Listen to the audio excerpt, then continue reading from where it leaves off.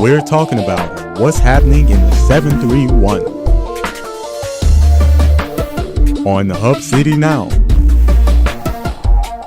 with your host, Tyrone Tony Reed Jr.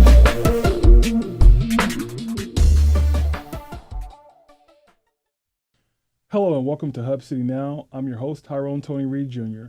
And today we have with us Mayor Jerry Gist, the mayor of Jackson, Tennessee. Thank you for being on today, Mayor honor. Gist. Thank you for inviting me. We're just going to start off from the beginning. My goodness. My goodness. We're going to talk about who you are, where you're from. Can you start us off with that? Sure. Well, I was born in Alabama, in Scottsboro, Alabama, and went to high school there. Mm-hmm. And went on to Jacksonville State University for 1 year. Mm-hmm. I had a good time at Jacksonville State. Didn't do that well with my studies as a freshman. Came back and went to work at Redstone Arsenal in Huntsville, Alabama, and worked there for about 2 years. And went into the service and what branch? In the Army. Okay, and so I was in the Army during the Vietnam era war, and got out. Went back to Jackson, married after I came back to my sweetheart I had before I went into the service, and still married to her, and we have 2 children. Okay. And went on from Jacksonville State, graduated from there, and she graduated from the University of Alabama. Then went on to Springfield College in Massachusetts for my graduate degree. Okay. And then went to Gainesville, Georgia, was Parks and Recreation Director there for about 7 years, and they called me to come to Jackson, Tennessee. Had you ever heard of Jackson, Tennessee? No. And I told them, I said, I don't think, now you're talking about Jackson, Tennessee or Jackson, Mississippi. So they said Jackson, Tennessee. So we got the maps out and came up for an interview and went through about a 2-day stay here, almost 3-day stay, and just kind of looked around and interviewed with then the city commission. At that time, we had 3-member city commission. Mm-hmm. And they took a leap of faith and hired me as the Parks and Recreation Director in 1977. Okay. Wow. And you stayed there in that department until 1991 when you assumed the role of the Executive Director of the city's Public Works Department. Is that That's correct? Yeah, that's correct. And how did you go from the city Public Works Department to become the Madison County mayor? I was raised in politics, and this is a good lesson for everyone. You never say never, okay? Because as soon as you do, then your minds change along the way. And I've always said, the whole time I worked for the city as an appointed official, that I had absolutely no interest in politics because my dad was in politics, my brother was in politics. What did your dad and brother do?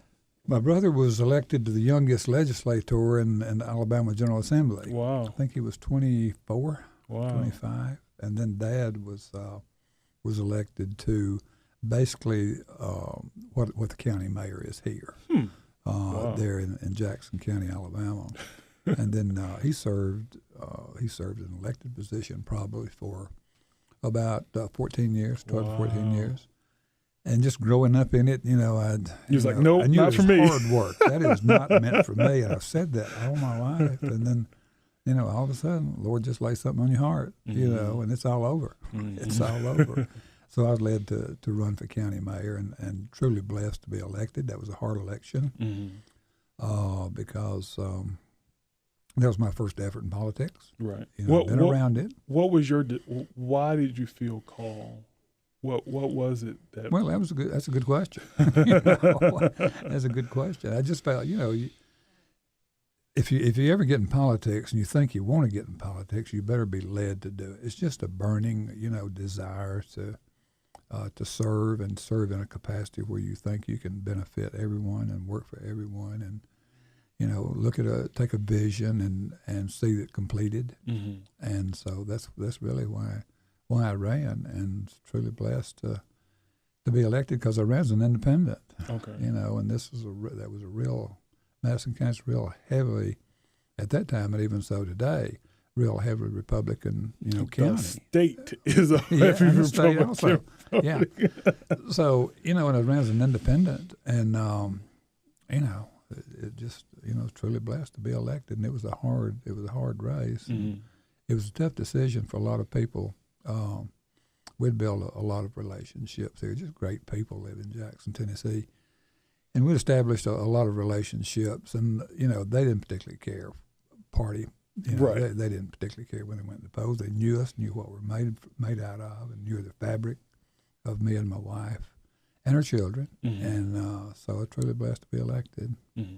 And that was in 2002. In 2002. And you served about 5.5 years in that. Yeah, I served one term complete, Mm-hmm. and then served about a year and a half in the second term that I and ran. Then the city. Yeah, the city of Jackson. Yeah, then the mayor of the city decided he was not going to seek re-election, Mm-hmm. and I had spent 25 years with the city already as an appointed official. Right. And so, I looked at that, and I just felt like at the time that I could make, a bigger difference in the city just because of the form of government. Mm-hmm. You got a county commission that you got 25 members Yeah. on it, and sometimes it's hard to herd a bunch of cats. And that was kind of the deal in the county, even though I thoroughly enjoyed a great bunch of people I worked with. But I just felt like with the form of government in the city that I would have an opportunity to do more. Right. And to establish a vision and try to carry it through. Right. And plus you had already, like you said, worked in there. Yeah. You knew yeah. the city. Well, I'd hired most of the people. Right. I had because as I was executive director of public works, included everything really but fire and police. The few offices in City Hall it did not include. So I had a major responsibility, and I appreciate the then Mayor Farmer appointing me to that position, and it was very rewarding. Got to learn a lot. Made a few mistakes along the way, which I still make mistakes. Nobody's perfect. Right. But it was a good opportunity. I'd employed most of those people, so I already knew, their strengths and their weaknesses. So it was a fairly easy transition for me, really. Right. And so you were elected mayor of Jackson in May 2007, and then again in 2011. That's right. And just last year, May 2015, so you're in your third term. Congratulations. Thank you. Truly blessed. We've got a great city and probably not so good a mayor, but, we got great people. And when these people get together in this city, things happen. Got some good leadership, both African-Americans and white. We all work together. I know who they are. I know them by first name, and I guess that's a good thing. So we're a great city. Also says that you're a graduate of the Harvard School of Government. Is that correct? Yeah. Tell me a little bit about that. Yeah, that was a leadership situation that was at Harvard, and for a number of years I'd gotten just promotional material on it, and saw that a lot of municipal and county and state officials were attending that. So I managed to work myself into being accepted. I don't know how I did, but it did. But it was a great experience. It was a great leadership training. It was about a month, and when I say a month, it was every day of the week, including Sunday. Wow! And we got in the class at 7, and sometimes got out at 9 or 10 o'clock at night. Wow! So it was very, very intense. But I think I learned a lot from it. I did, because we had officials from all over the nation there. We had some from Massachusetts. We had some legislators from Georgia there that were attending. So it was a great experience. It really was. Okay. Well, when we come back, we're going to talk more with Mayor Jerry Gist, the city mayor of Jackson, Tennessee. We're going to talk about the Season of Unity. We're going to talk more about the growth of the city, the industrial development, and more. So come right back. We'll be back in just a few minutes.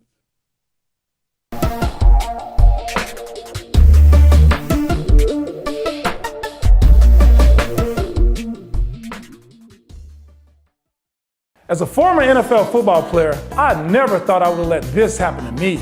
I knew I had to do something. Thanks to VIP's weight loss and testosterone programs, I'm in the best shape of my life. I feel better, I look better, and live a healthier life.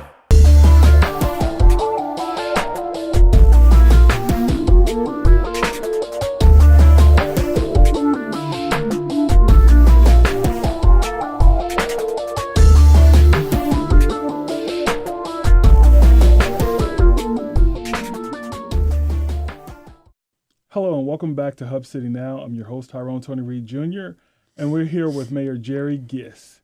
And we're about to talk about something very special here in our city, and it's called the Season of Unity. Yeah. Tell us about that, Mayor Gist. I think we're in our 5th year, and it's always a special time because it's just designed to get our people, on the same page, so to speak, and to share in what our vision and what we want Jackson to be, and some of the things that we're doing well, some things that we still need to do better.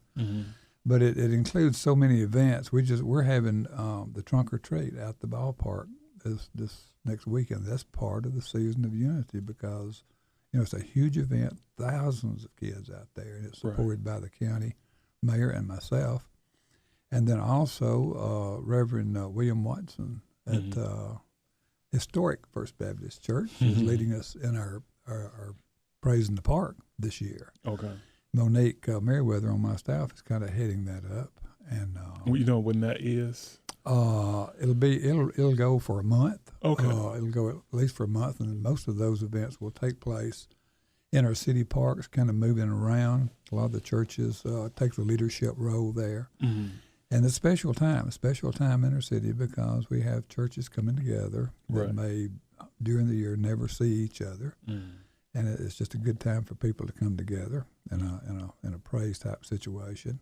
We had the International Art and Food Festival, which is part of it, about 3 weeks ago. Resounding success, a lot of people attending, and we want to be inclusive of all of our cultures in our city. And you have to work to do that. Right. But we certainly want to make them feel welcome. We have about 70 different cultures that live in our city, and it's just amazing. How many people, because you don't see them every day. Right. And sometimes they, each culture tends to stay within itself. Right. I mean, you can understand why. So to bring all of them together on one day is just a special thing, and they get to share with each other. And then some of the same culture would not know others who lived in our city. Right. And so they'd form those relationships during that time. One special event that we have during this time is we take all of our international students that attend college in Jackson, all of our institutions of higher learning. Those international students, we bring them into City Hall and let them step up to the microphone and introduce them. I welcome them, obviously, to the city. Right. And some of them had just gotten here, just gotten off the plane or off the boat, and ended up in school, right. Somewhere they have no clue where in many cases where they are even. Right. And they hadn't been in town but 4 or 5 days. So we bring them all down to City Hall, and we feed them a good Southern dinner. And they thoroughly enjoy that. They get to introduce themselves, where they're in school, where they're from, and then we have a little gift that we give to them. So that's a special time. And we had well over 100 this year come into City Hall and visit City Hall. And that's just another way that we can make them feel welcome, and let them know if they have issues while they're here. If you can imagine being here from, not being out of your mother country, end up in Jackson, Tennessee, not know even anybody at all. Right. I think it just gives them a lot of comfort that they're welcome at City Hall.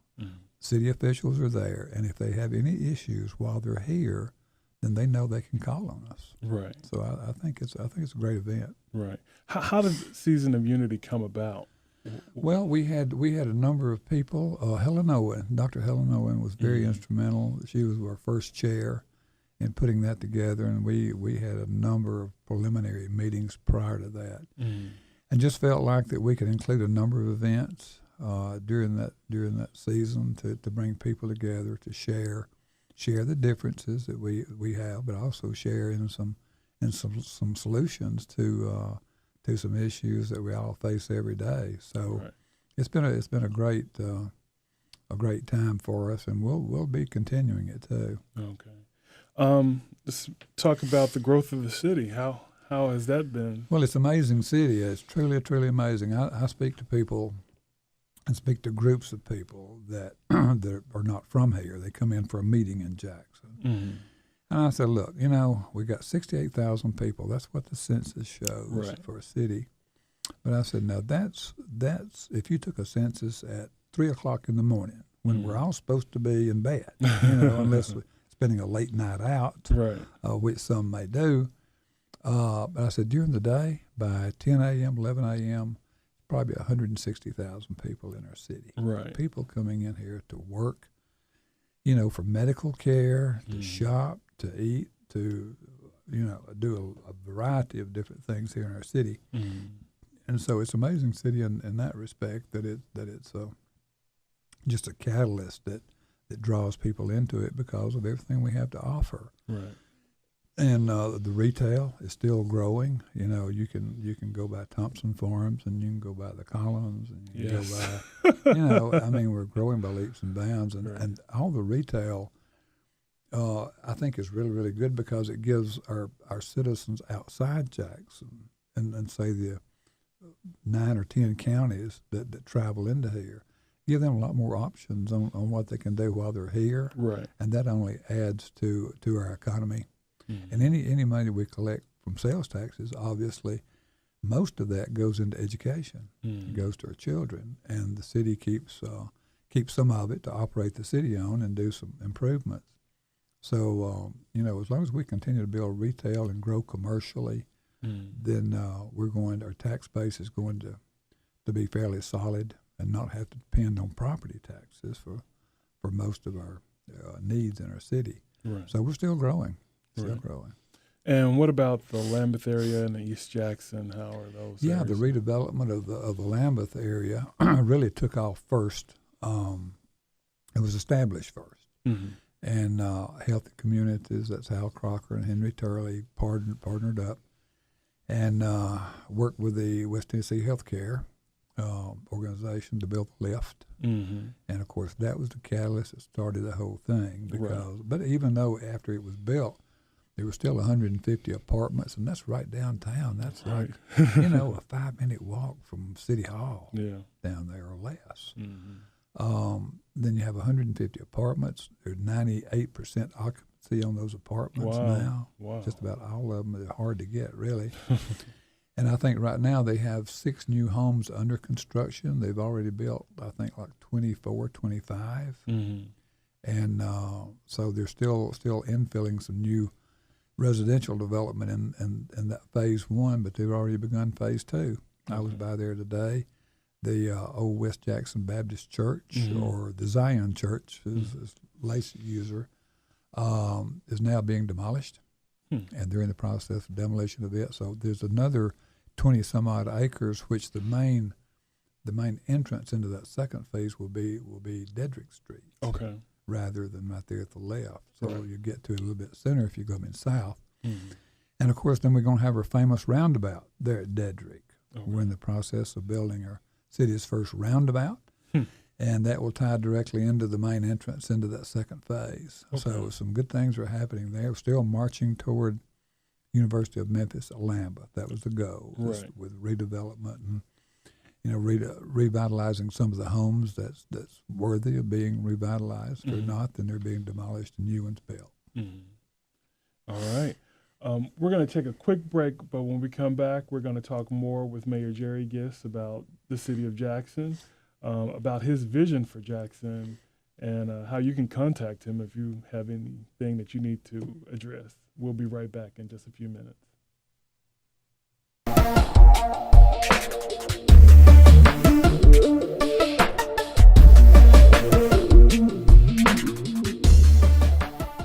As a former NFL football player, I never thought I would let this happen to me.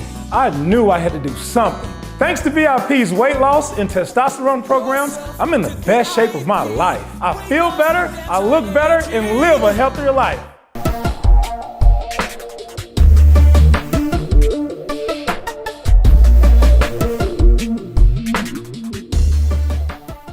Hello and welcome back to Hub City Now. I'm your host, Tyrone Tony Reed Jr., and we're back again with the mayor of Jackson, Tennessee, Mayor Jerry Gist.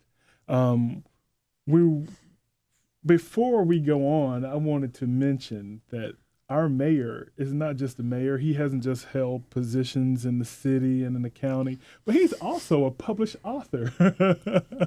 And I want him to tell us about his book and how he got into that. Well, it was published if you pay for it. It wasn't exactly a Nobel Prize winner. It wasn't a bestseller. It's just a little simple history about my hometown, Scottsboro, Alabama, which had a pretty storied history, over the years. And so I spent 3 years while I was in undergraduate school, trying to stay in school, trying to make passing grades, plus writing this crazy book that I was writing. I had to do a tremendous amount of research, and we had to go back. We were at Jacksonville State University, which is about 2 hours from Scottsboro. So we had to go back every weekend to get into the archives there in the county courthouse. And, what courthouse is going to be open on Saturday? Right. None. So I found a window that was left ajar. Let's put it that way. Did you break in? I did not break anything. I simply crawled through the window and got in and got the information. I did that like on 3 or 4 different occasions. Wow. I don't know why I didn't end up in jail. But my dad, thank goodness I could have used the fact that my dad had been county mayor there for a number of years. And I just thought I had, I was okay to go in and just tromp around. But anyway, it was a lot of fun getting it. And it was printed by Rich Printing Company in Nashville, Tennessee. And obviously, if you're self-published, you pay for it. Right. I don't know where we came up with the money. We were poor as church mice. The only money we had is my veterans benefits, which went to pay college during that time. But we did. I think I borrowed it, to tell you the truth. And I think I had, I think it's 3,200 copies of that book printed. And it was printed with what they call letterpress then, which they melted lead and made the letters out of and ran it through, and it stamped the ink on the thing. And so we had about 3,200 copies printed, and I hawked them everywhere. I put them in drugstores and restaurants, and that book cost $3.30 to print. And I sold them for $5.50. Now that's 218 pages. In a hardcover with a jacket. Wow. For $5.50. Well, lo and behold, it took about 3 years, but we finally sold all of them, we thought. And then my wife's mother passed away, and we were cleaning her house out. And we found 2 unopened boxes of books which had been stored in their bedroom under the bed all those years. So I drug out those 2 boxes, and I sold quite a few to the libraries over across the nation. A lot of them bought them. And so I drug out those books, and we still have a few of them left. And the printing company called me and said, look, we got to melt this lead down. Are you going to have a second printing? I said, you kidding me? No, I'm not going to have a second printing. So they melted the lead, so there's no second edition of it. And right now you can go on Amazon.com and look up the story of Scottsboro, Alabama. And this is the oxymoron, okay? After all these years, the book now in fair condition sells for $78. Wow. And I sold it for $5.50 new. Now, what's wrong with that picture? What is wrong with that picture? That's awesome. But we still have a few left, and we're setting those aside for the girls. Okay. Girls. That's awesome. See, he's not just a mayor; he's a published author. And it costs you though. Anybody can be a published author if they just pay for it. Yeah, that's true. That's true. Well, now that we've got that out of the way, thank goodness. I wanted to end the show with you telling us about your vision for the future of Jackson. Yeah. Well, I think first and foremost, I want our people to live in harmony with each other, to support each other, to love each other, and to encourage each other, and to come alongside each other in times of trouble. We have some great nonprofits here which take care of what the Bible calls the least of these. Right. And they do a great job of it. They do. And they help us. They help city government, they help county government, they help state government. And those agencies are very active, and I want to continue to see the city grow and flourish. You know, I want our infrastructure to be set for the future. You know, we have the broadband now with you know, the next century city for data, broadband and the web and taking care of our industry that's here with the correct technology, and we're already there. We're already there, so that's kind of taken care of for the future. But I want us to continue to grow, but yet still be small enough to where, you know, we can appreciate our diversity. You know, that's what makes us so strong. That's what makes us, you know, that makes us who we are. Is that we learn to live with each other. We may have differences occasionally, but we work through those differences, and in times of crisis, and I've seen it time after time after time, in times of crisis, it doesn't make any difference if you live in a, you know, 800 square foot home or if you live in a 6,000 square foot home. If you're in trouble, your neighbor's going to come to help you. Right. Doesn't make any difference, your background, your socioeconomic, your, you know, your status that you have. If you're in trouble, and I've seen it, you know, time after time, especially after catastrophic events that we've had here, Right. the tornadoes that we've had, and the flooding, and you know, and I want to maintain that for a city, you know, to have those close relationships with people really wanting to help each other. Right. And if you need to contact the mayor for anything, I've known him for several years now, and he's always had an open door policy. He's been happy to meet and talk with you about anything. Now listen, Tyrone, the mayor's job is not as high class as you think it is, okay? The mayor, first and foremost, is in charge of garbage, in charge of potholes, and in charge of loose dogs. So, you know, it can't possibly have that much class with it if that's what you do. But I found out over the years that, you know, that those are some of the most meaningful things that people have an interest in. They hit a pothole doing 50 miles an hour and blow out a tire. You know, it's pretty meaningful. Then we get it fixed. Right. You know? And then if your garbage is missed, I mean, come on. Right. You know, my phone rings off the wall. So that's important to these people that that the mayor takes care of and tries to take care of the best he can to get that done and get the pile of limbs out of my yard that's been there for 7 days. You say, give them 7 days and they'll come get it. Well, it's been here 8. You know, so that's what we do. That's what we do. Well, if you need to contact Mayor Jerry Gist, you can call him at 731-425-8240. You can email him at mayor@cityofjackson.net or reach his administrative assistant, Leanne Naylor, at lnaylor, that's Naylor, at cityofjackson.net.